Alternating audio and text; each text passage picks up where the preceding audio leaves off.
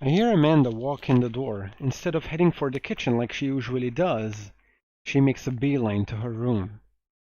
She's clearly trying to avoid me. Hey, Pumpkin. What? Can you come here for a sec?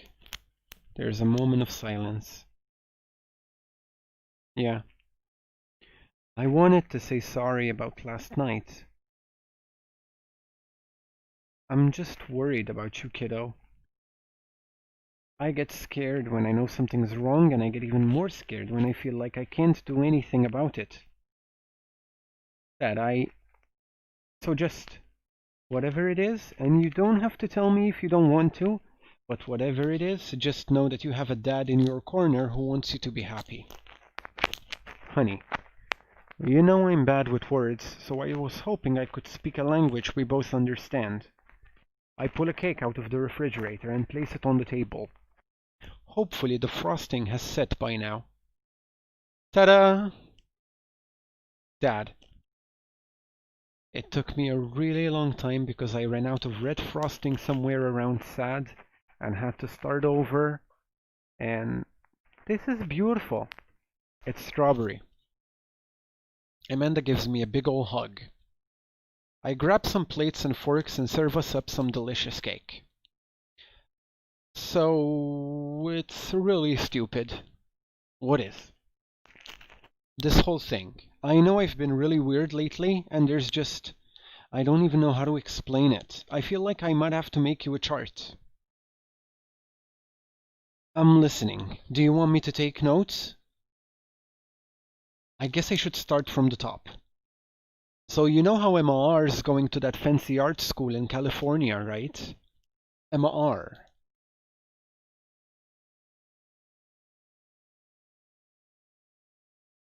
You got it. The best friend? You got it. Wow, proud of you. Anyways, ever since she got the acceptance letter, I've been feeling like she's drifting away, you know? And she's been spending a lot more time with Grace and Emma P. I just thought it was all in my head for a while, but then I found out from Rosie M that both of the Emmas, Grace and Noah, all went to a party at Mackenzie F's on the same night they all told me they were busy studying for the Cal KB final. Yikes. So another important piece of information is, God, this is embarrassing. I have a crush on Noah, and that's the thing. What? Whoa! I had no idea. I definitely didn't know that. Okay. You're a bad liar. So are you. I learned from the worst. Anyway, so the only person I told about the crush was Emma R, and she promised not to tell anybody. I didn't confront them about the party thing because I didn't want to start drama, so I just kept quiet and kept going about my business.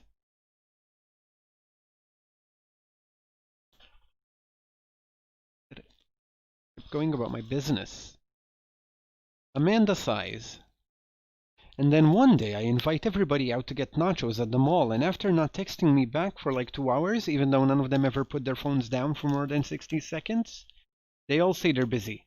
Like, simultaneously. So I tell them, never mind, I'll just eat nachos at home, right? But we were out of chips and I really wanted nachos. Totally understandable. So I go to the mall anyway. I get to the food court, and who do I see there but Grace, Emma P, Emma R, and Noah, all hanging out together and eating nachos. Without me. What? It gets better.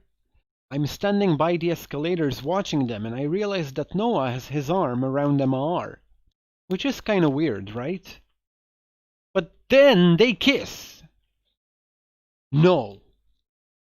Yeah, I know. So I storm over there and I'm like, hey. And Grace drops a nacho on her shirt, because of course she does. And Emma R just like glares at me. Grace, nothing is coming up. I don't know who that is. Grace is the... No? Or or yes? Let's see. Let's experiment. Gossipy one? I know! Grace is the one nobody really likes. Or I guess that's me now. But anyway, nobody will say anything, and I'm just like, you guys suck. Which I realize is not the most eloquent thing to say, but I was very angry and really embarrassed, and I just wanted to get out of there. So I left. Without nachos, I might I add, which only further contributed to this shitty day, and immediately drafted a super long text to the group chat asking them why they've been so weird. And I wrote another one to MR asking how long the Noah thing's been going on, and sorry, I know that's a lot. You still following? Yeah, that wasn't very complicated so far. What did MR say? Ooh, okay. Get a load of this. MR says, you know what? Let me just read it to you. Amanda pulls out her phone and reads word for word an arduously long string of text messages. Can you believe that? I cannot. I cannot believe that. I care so much about Amanda's social life and mental well-being, but man, do I not understand what she's talking about. This is all beyond me, but I am trying my hardest to be supportive. They were dating in secret for like months. So I told her that she's being a really terrible friend, and she's like, well, if you think I'm so terrible, then just stop being my friend. And I was like, okay. And then she left me on read. On read. And then... Wait, left me on read. What's that? Oh, like, she saw my message and didn't reply. And I know because there are read receipts. I don't know what read receipts are, but I'm just gonna nod and pretend I understand. Gotcha. So while this is all happening, I'm talking to Emma P about how mad I am because she's at least being kind of reasonable, and I'm venting to her about how pissed I am at everybody and stuff. And then out of nowhere, Noah texts me and is like, how could you say that about me? And I'm like, say what about you? And he tells me that Emma P sent screenshots of everything I told her to the group chat that I got kicked out of. Alright, I think you lost me at screenshots, but that definitely sounds bad. There's so much more, but honestly, it's all just really stupid teenager stuff. The bottom line is that everybody dropped me, half of my grade hates me, and now I have no friends. Amanda, I'm so sorry. I almost expect it from everybody else, but Amar's been there since Mom died. I can't believe she would just stab me in the back like that. I'm not even that mad that she's dating Noah, I'm just upset that she lied to me about it for so long. Amanda stabs at the remnants of her cake. Okay, I take it back, I'm kinda mad she's dating Noah. Like, what did I do wrong? Why did I do wrong? Why did everyone just suddenly decide I'm not cool anymore? Why wasn't I enough? I don't understand. And as mad as I am at everybody, like, I missed them, Dad. Amanda looks so dejected I almost can't take it. What could I possibly say to help? Anyways, that's it. That's the whole sordid tale. Thanks for listening. Tune in next week for more hot gossip. Wow. I know, it's pretty dumb. It's not dumb. No, it's a stupid thing to be upset over. Amanda, your feelings are real. Don't never be mad at yourself for having feelings. I guess. Unless you've secretly been a robot who's been approximating human feelings this whole time. That if I was a robot, I would have transformed into a monster truck a long, long time ago. But seriously, I know you probably don't want advice, but I feel like it's my duty as a dad to bestow upon you a few nuggets of fatherly wisdom. Not all friendships last forever. People are going to come in and out of your life. It's just how it works. Not every friendship is going to last forever, so cherish your friends while you have them. And when it's over, don't dwell so much on the bad stuff. You had some good times with MLR, but you guys grew apart. Learn from it and keep moving forward. There are so many new friends to make, and they're going to be so much cooler than MLR and the rest. Ultimately, I think this is way more about their character, than it does about yours. Because you're amazing, and if they can't see that, well, that's their problem. I'll keep that in mind. I look down at the table. I look down at the table. Table. Did we just eat that whole cake? Yes, we did just eat that whole cake. Well, good talk. Amanda gets up to go to her room. Before she closes her door, she turns around. Hey, Pops. Yes. Thank you. You are always welcome. Love you, Amanda. I love you too, Dad. Gas is cheaper in the suburbs. Okay, so I know if I go out with Matt again, I can get him to level 3. But that will end my playthrough. So what I want to do instead is just explore others. And I want to see where the story takes me. Like, do I get more Amanda content? Yeah, I'm going to explore in that way. So I don't need to S rank, but let's try it out. Let's see what it's like to date Hugo. So middle school teacher, high school teacher, writer of scholarly articles on 18th century literature for various esteemed publications. If you're on here to tell me that my son put a cherry bomb in your trash, I know, and I'm sorry. On a Friday night, you are most likely to brew some strong tea and paint my miniatures. If you had one thing to take with you onto a desert island, what would it be?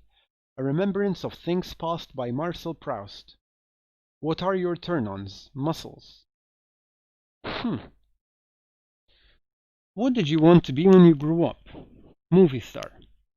What's your favorite movie genre? Documentaries on art history. What's your ideal date? Each of us read a different book on opposite sides of the couch in comfortable silence. What do you never leave home without? My glasses. Actually, I forget them at home a lot. I spend a lot of time thinking about. I worry that people who are against e-readers are more in love with the idea of books than actually reading them. No, he's probably not wrong. The extended cut is the only cut worth watching. Gas is cheaper in the suburbs. I navigate to Hugo's dad book page and type out a message. Hey Hugo, great seeing you at the barbecue. Wanna hang out sometime? I wait for a few minutes before the computer dings. I'm so glad you messaged me, and I definitely wanna hang out sometime. But I have a favor to ask. Our class is going on a field trip to the aquarium today, and one of our chaperones called in sick. Is there any possible way you could come and try and replace them? You could come by and replace them? Uh-oh. I completely understand if you don't want to or can't make it, but I'm gonna be honest with you here. It's the middle school class. I need as much help as I can get. I think about it for a moment. Man, that's a lot of screaming kids that I'd be accountable for. And they're in middle school, arguably the worst age to be. Amanda silently trudges into the kitchen and pours herself a bowl of cereal. Morning, Amanda. Morning, Pops.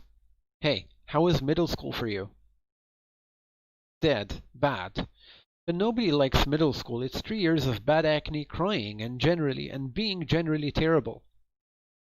Everyone sucks, no self-awareness, it's just a bunch of hormonal teenagers locked in a gross old building for 40 or more hours a week, doing long division and starting fights over, I don't know, pizza day, top 40s pop.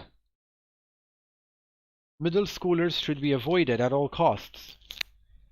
What was your middle school experience like?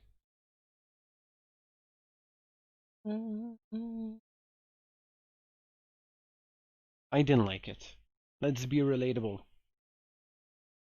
I had my first crush in middle school and I'm still bitter about it. Alexis Alexis Stugs, you hurt me and I'll never forget. What'd she do to you? I stare off into the distance, into middle distance, remembering the 24 hours that we dated and the 3 times that we held hands between class periods. Then I remember the bitter betrayal, her leaving me for Arnold Birmingham. Him making me eat dirt in front of her. I don't want to talk about it. See, middle schoolers are reprehensible. Wait, why are you asking me about middle school? Oh, Mr. Vega requested my help to chaperone his middle school class to the aquarium. Just wanted to know what I was in for. You get to go to the aquarium? Are you kidding me? The last field trip I got to go on was to the clam chowder factory. They didn't even give us clam chowder, they gave us square pizza at a clam chowder factory. Oh, is that why you won't eat clam chowder anymore?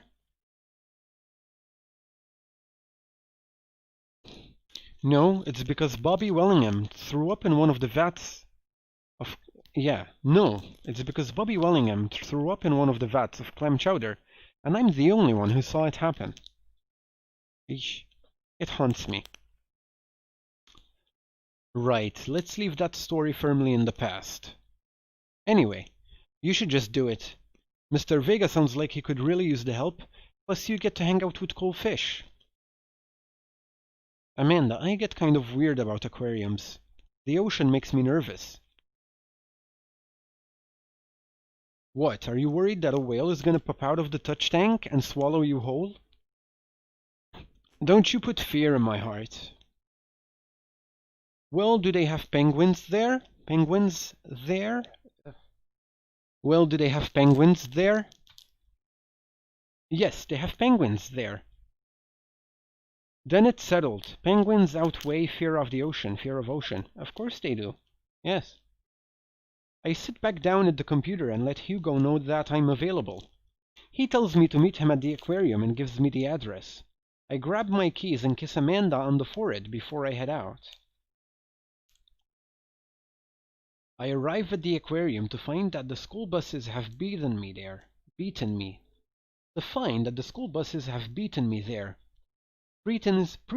huddle around their teachers in small groups, yelling at each other and goofing off. Every teacher looks like they're at their wits' end.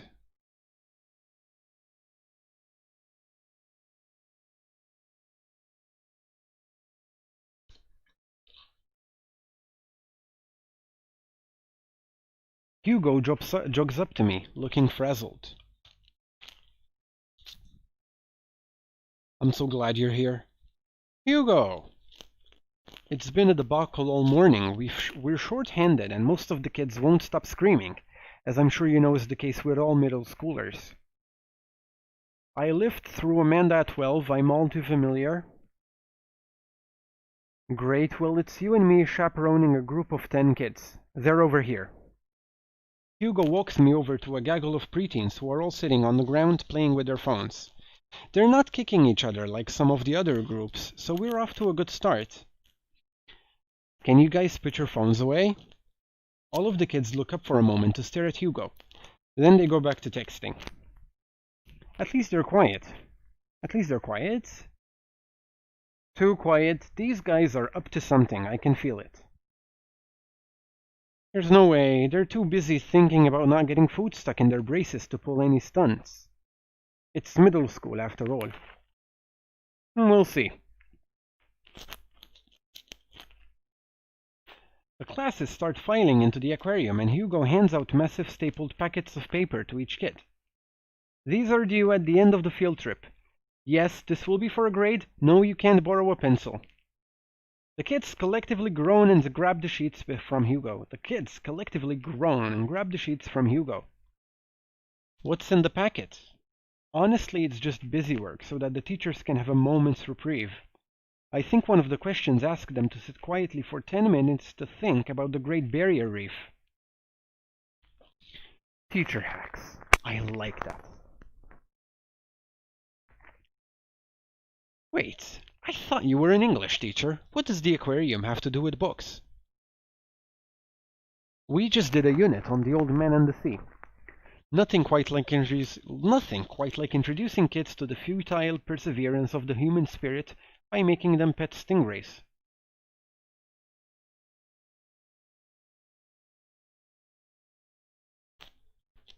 It gives us time to check out some of the exhibits as well. Come on, they have a phenomenal selection of tropical fish. While the kids sit on the floor and pretend to do their assignments while they text, Hugo and I wander over to a large tank filled with brightly colored fish. Hugo points to a brown and white fish with long spines. That right there is a lionfish. Did you know that their stomachs can expand up to 30 times in size? Whoa. Their spines are venomous too. Nature's hardcore. You think that's bad? Take a look at this one over here. Hugo points to a spiny, grummy-looking fish hanging out near the bottom of the tank. Grumpy-looking fish. That's a stonefish, the most venomous fish in the world. And they just keep it here? Oh, they're relatively harmless, so long as you don't step on them. What happens if you step on them? Tissue necrosis. Cool. Nature is wild. Man, Hugo seems to know a lot about fish. I feel the overwhelming need to impress him. Hey, see that fish over there? That one? Yeah, that's the... Let's save.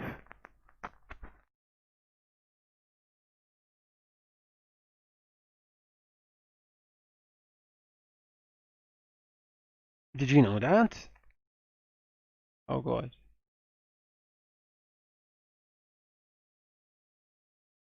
This is the only species of fish known to develop clinical depression. Wait, are you serious? Oh my god. What the hell do I answer? Absolutely not. I'm playing it for the gag here. Huh. Good. Okay, at least he's happy. Good one.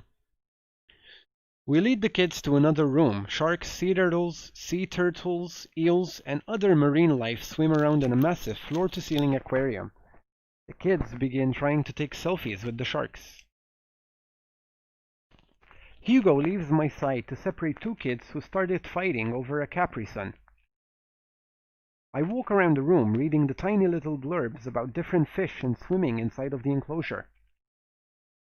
After a while, I look around and see Hugo again. He's gazing up at the aquarium in childlike wonder. The ripples in the water cast blue moving shadows across his face. For someone surrounded by angry hormonal preteens, he looks completely peaceful. He looks really cute in this light. I hope he doesn't notice me staring. Wow. I walk over to join him. Beautiful, isn't it? Huh. Let's see. Is it bad if I flirt? Let's see. I'd rather stare at you. What? Oh, he doesn't like it. Okay. Asshole. Beautiful, isn't it?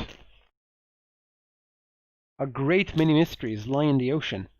It truly is fascinating to be able to observe it in a setting such as this. Yes. That's a very astute point, Caleb.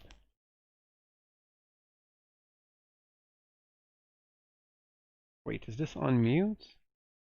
Hello? Anything.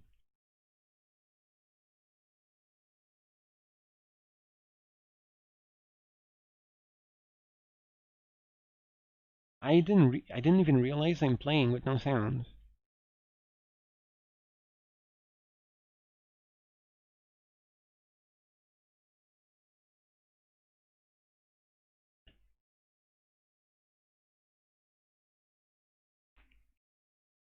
Let's see.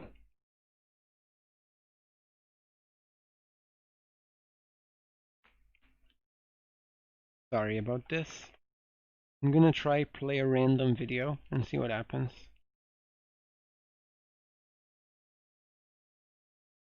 Okay, so that seems to be Ironically, I need to scare.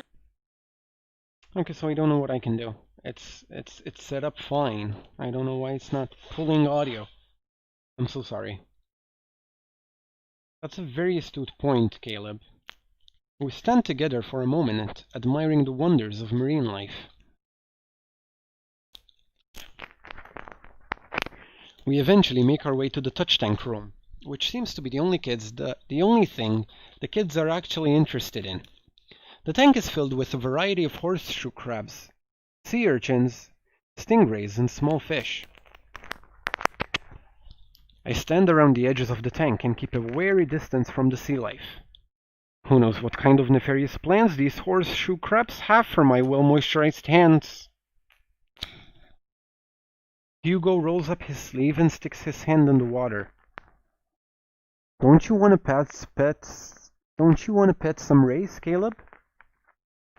Oh, I think I'm good. I think I should just stay over here and admire them from respectable distance.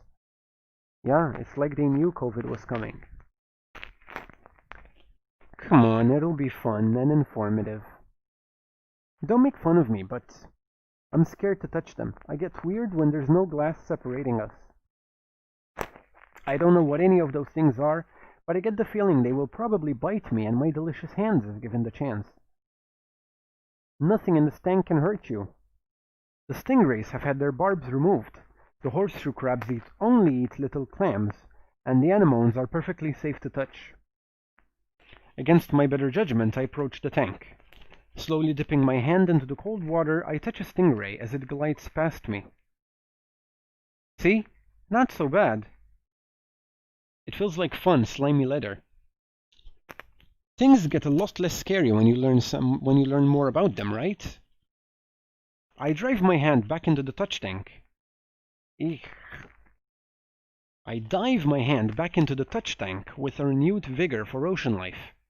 I poke at some urchins and feel the hand carapace of a horseshoe crab. My hand brushes against Hugo's as we reach for the same anemone. I pull away, blushing. Hugo smiles at me. Hey, you're supposed to be touching the fish. Sorry, I just get a little carried away Wait. That girl over there looks suspicious. Why's that?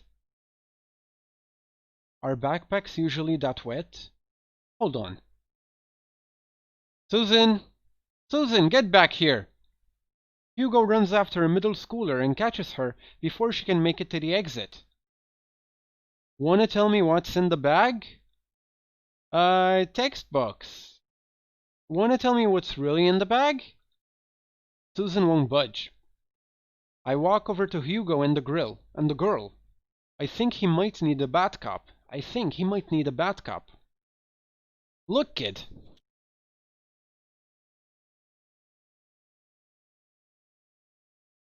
Save. We don't have time for games here. Whatever it is, it goes back into the touch tank now. You're not a teacher. You can't tell me what to do. Yeah, well, I am. Can you please put the bag down? Next time we won't say please. Susan glares at Hugo for a moment before dipping her book bag on the floor. It lands with a wet slap. We stare at it for a moment before it starts to move. Hugo leans down and unzips the backpack. A horseshoe crab frantically scuttles out and across the floor. An employee swoops in, scoops it up, and places it back into the tank. She gives us a disapproving look. Jesus, Susan! What was your plan? I was trying to free him. To where? Outside, where he was gonna die? Susan, go back to your group. We'll discuss this later. Yeah? And hands where we can see 'em. Susan sulks off, leaving me alone with Hugo. He gives me a pat on the shoulder. Middle schoolers have sticky hands. I doubt that's the first time that's happened here. Or the last. In the next room, we see a variety of smaller tanks, sea urchins, tiny fish, and a rainbow of beautiful underwater plant life surround us. Look over here. Hugo points to some seahorses. Hugo points to some seahorses gathered at the bottom of a tank. One of them is in the middle of giving birth. That's actually the male seahorse. Sort of takes fatherhood to a new level, doesn't it? Hey kids, come check this out! There's a male seahorse giving birth! A low murmur from the students. They just jump back on their phones. Fun fact. Male seahorses can even give birth and then get pregnant in the same day. Man, we thought we had it hard. I wonder if they have to deal with their kids' awkward teenage years too. All however many thousand of them. You seem to know a lot about marine life, Hugo. It's not really my specialty, but I do make a point to learn as much as possible whenever I can. I think that learning shouldn't end when you leave school. We should challenge ourselves to find out more about the things that we don't understand every day of our lives. Because if you stop learning, I don't think you'll ever be able to grow or change as a person. Good point. But I still don't trust the ocean. And we'll get there. We finally make our way over to my favorite part of the tour, the Arctic exhibit. Do we get to see the penguins? Yes, we get to see the penguins.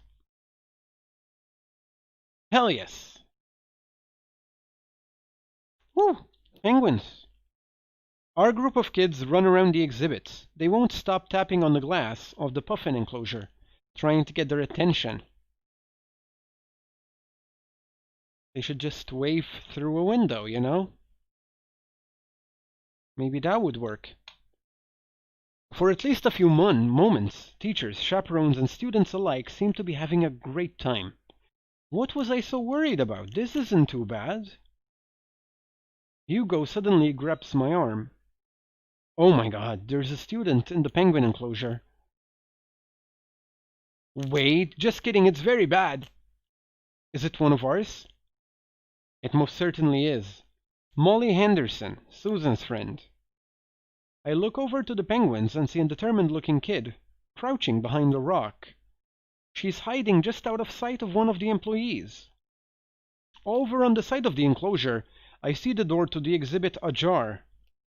Was it unlocked this whole time? We gotta stop her before the staff sees and bans our school for life. Hugo looks around. I'll create a distraction. Hugo runs toward the puffin exhibit and addresses the entire room. Everybody! Everybody! Everybody! I have an announcement! The whole room turns towards Hugo.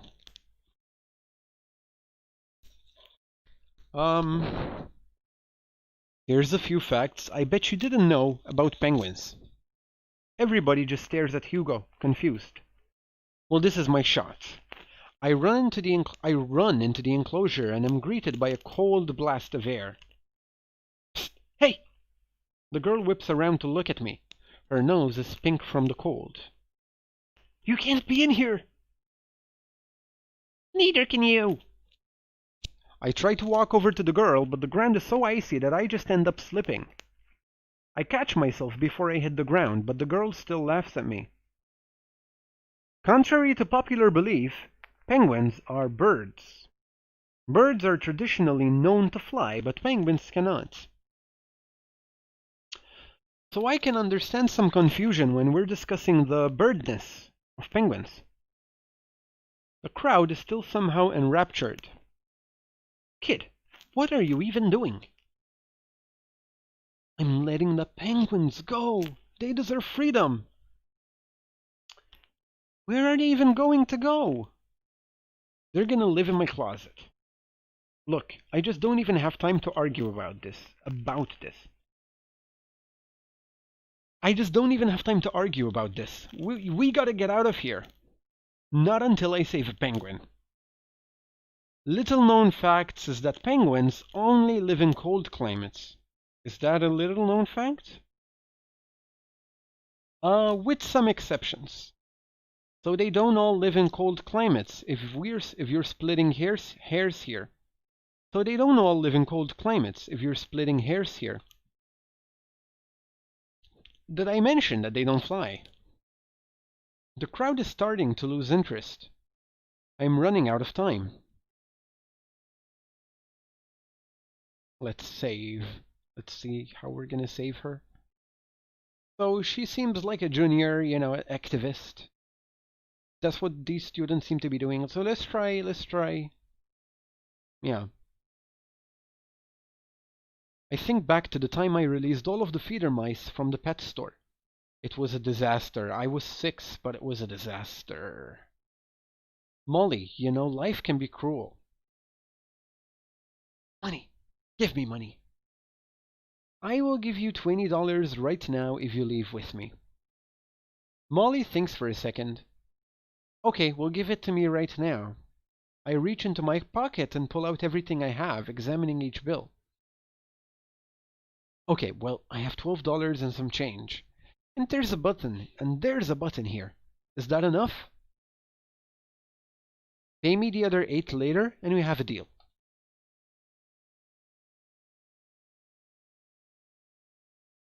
We move to shake on our arrangement before I suddenly realize there's a wave of penguins on their way out of the enclosure. We're gonna have to block these birds. Block that bird. So what do we do? The fuck?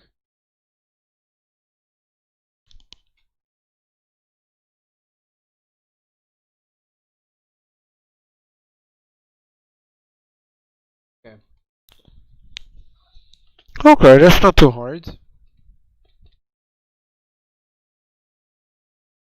Boring.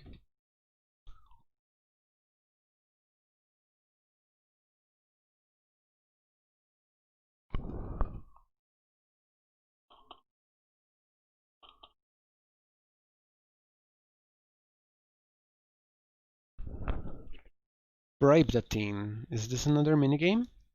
Mission complete. Okay. Mission complete. Penguins escaped should be 1. Eesh.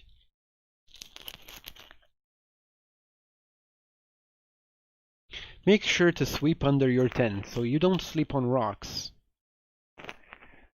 Whew, glad that's over. Just in time, too. Looks like Hugo is wrapping up his diversionary penguin speech.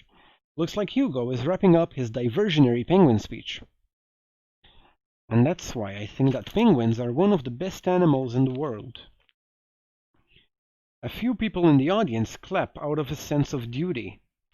Everybody starts dispersing. Hugo spots us from across the way and runs over. Molly, what were you doing in there? I was liberating animals, Mr. Vega. You realize that the penguins can only survive in Arctic temperatures, right? You would have had a dead penguin on your hands. Well, it was the thought that counts. No, Molly, it wasn't. Molly turns to me. You owe me $8. What? I'll pay you later, kid. Molly runs off toward Susan. I suppose so that they can compare animal thief notes. Molly runs off toward Susan. I suppose so that they can compare animal thief notes. You're not off the hook, Molly! Caleb, did you just bribe a child?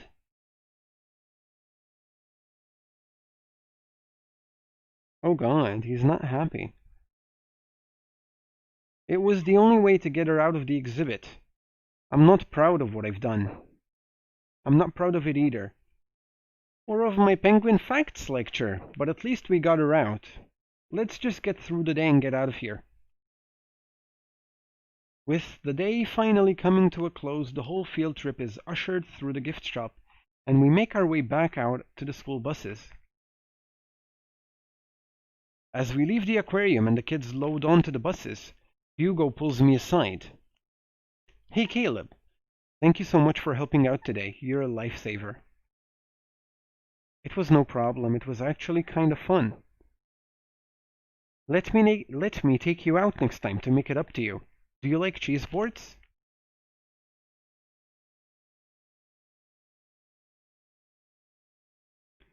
I love cheese boards. Great. Well, I gotta go make sure the kids don't steal anything else. See you around. I walk inside to find the house empty. I wonder where the panda's at. Before I know it, Amanda pops in through the front door. What's up to tonight? Just doing some homework. How was the aquarium? It was an adventure. Some kid tried to steal a penguin. We've all been there. I had to run in and grab her before any of the employees saw. You got to go into the penguin enclosure? Did you steal a penguin for us? Amanda, no penguins were stolen thanks to the valiant efforts of myself and Mr. Vega. It was nice getting to spend some time with Hugo, though. Hugo, your teacher.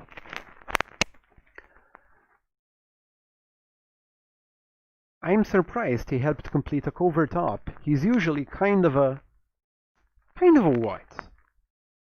Kind of a stick in the mud? He's actually pretty cool. I had a good time with him. Alright, too much adventure for me today. I'm gonna go rest my eyes. You mean take a nap? There's a difference. You'll learn when you become a father. Or mother. Always help a friend in need. A friend in need. Let's hope you get an A at least. S. Wow.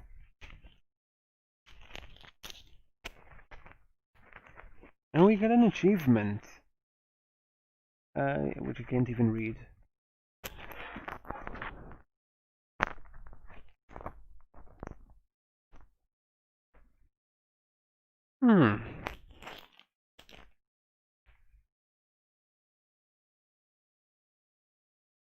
Let's give Damien a try. How do you do? I have finally decided to join this information superhighway. I'm not entirely sure how this works, but I will try my best to understand. I love long strolls through graveyards. and spending time with my son. If you would ever like to chat about the latest in Victorian fashion, the inevitability of our own demise, or black cats, please send me a letter. On a Friday night, you are most likely to listen to true crime podcasts while I taxidermy my newest specimens. If you had one thing to take with you onto a desert island, what would it be? A coffin. What are your turn-ons? Pronouncing bosom correctly. Ooh. Me and Damien have that in common. Also croissant. And pecan. What did you want to be when you grew up? A bat. What's your favorite movie genre? Foreign art house horror. What's your ideal date? It's night. We are at an industrial darkwave club in Berlin. The music drums to the beat of our hearts. What do you never leave home without? An upside-down cross.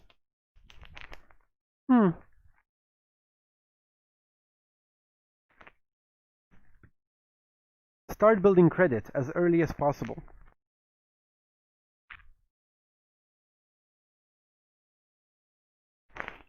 Damien seemed really interesting, a little odd, but interesting. I think I should hang out with him to get to know him a little better. I navigate to Damien's Dadbook page and type out a message. Hey dude, you seem cool. We should hang out sometime. I sit there for a minute before I see that Damien's typing. But then he keeps typing. And typing. Man, is this guy writing a novel? I leave the computer to make some coffee. And he's still typing! I sip my coffee and the computer finally dings. Caleb, I must confess my excitement to be receiving your kind letter, for, as you see, I do find myself available to enjoy your company. I must ask for your forgiveness, however, as I believe our first meeting did not paint me in as gentlemanly manner as I would have liked. Oh wow, there's more. Whoa! I would be highly flattered to enjoy your companionship at my residence for an afternoon tea and a stroll around my garden. should it please you. Till then, adieu. Yours humbled, the Bloodmarch. Damien Bloodmarch. I stare at the screen and reread the letter several more times. Hey Amanda, can you help me with something? Dad, for the last time, I'm not popping your back pimples.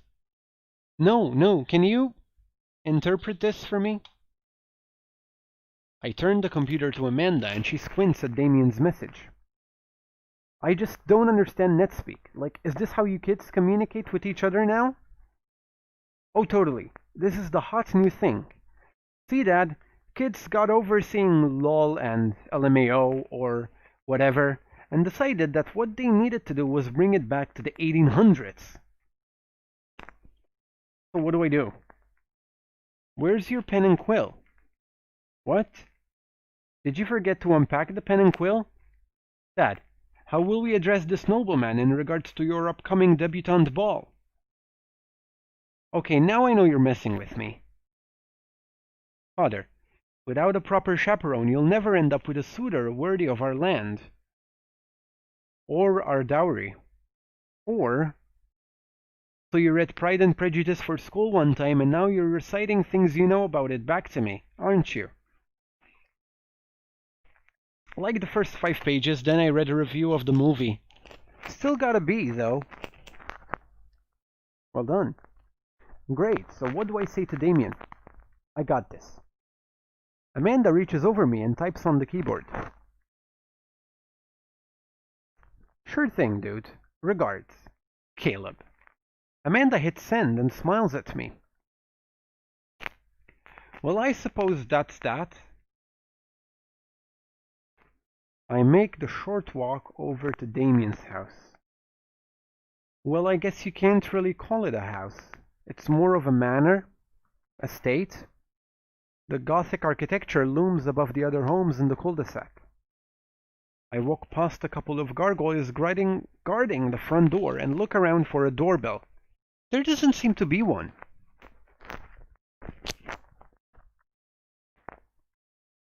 I pull the large, ornately covered bat's head door knocker back, and a hollow sound echoes throughout the house as I strike it against the door. I wait several moments before the door slowly creaks open. It's a little creepy, but I enter the house and take a few steps into the foyer, noting the oil portraits of who I assume are dead relatives hanging on the wall. As I'm admiring them, the front door slams shut behind me. Hello? Silence. An oil lamp in the corner flickers dimly, casting ominous shadows against the wall. Why do I feel like all the people in these paintings are staring straight at me? Why is it so cold in here? Where's Damien? Caleb, pleasure to have you in my home. Caleb, pleasure to have you in my home. That's more how I imagine he sounds. I look up and see Damien standing at the top of a majestic staircase with a walking candle holder. What's with the door slamming shut? Oh, sorry, there was a draft. And the door creaking open when I knocked? I accidentally left the door unlocked. And the creepy oil paintings? I like oil paintings. Right. Right. Please, let me show you around. Okay. Damien leads me around his house, showcasing his parlor, sitting room, auxiliary sitting room, and the parlor again for some reason. This is one of the older homes on the block, yes, but nowhere near as old as the architecture might suggest. Through extensive renovations, I have been able to craft a residence Through extensive renovations, I have been able to craft a residence that is both historically accurate to the Victorian period and equipped with the amenities of any modern dwelling. We walk past the door covered in bumper stickers, caution tape, and a black parade poster. Did they listen to My Chemical Romance in the Victorian era? That's my son's room. You know how the rebellious teenage years are. Onward, onward, there's more to see. We reach a door at the end of the hall that Damien opens with a flourish. And this is the library. Sunlight streams in from the floor-to-ceiling arched windows.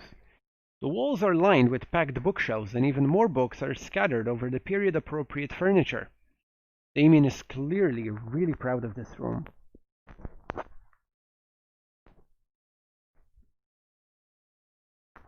Let's see. I think we want to observe what's inside the room to flatter him. So he has more books than he has butterflies. I'm going to assume he prefers we look at a book. You know, Caleb, in the Victorian era, there was some controversy surrounding reading. Many people thought the more tawdry novels would encourage youths into a life of crime and would cause too much of a distraction from work and school. Like video games a decade ago. Well, I mean even now. I pull out a book at random and examine the worn cover. Opening it, I turn to a random page and read aloud. Naruto struggled against the chains that Sasuke had bound him with. Shirtless and out of breath, he looked up at Sasuke. Sasuke smirked, unbuttoning his ninja pants. Okay, I think that's enough. Damien snaps the book shut and puts it back onto the shelf. That's a rare book from my private collection. Look at the butterflies. I walk up to the glass display of pinned bugs on the wall. It's pretty impressive. Nice bugs. I pinned them all myself. Maybe I could show you how sometime. I'm concerned I would stick the pin right through my finger. Ah, the pinner's gambit. Is that a thing? No.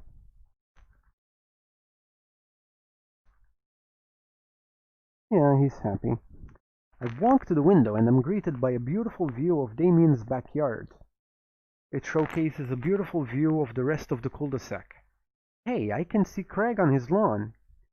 He's doing push-ups, with his daughter on his back. Damn. He sees me and waves happily, doing push-ups with one hand now. Damn! Did you know that Victorians spent at least 20 hours a week gazing longingly out of full-length windows? Wait, really? No. But Victorians did appreciate telling a good joke. Please, will you join me for tea? I follow Damien to his sitting room, where finger foods have already been set out upon a beautiful tired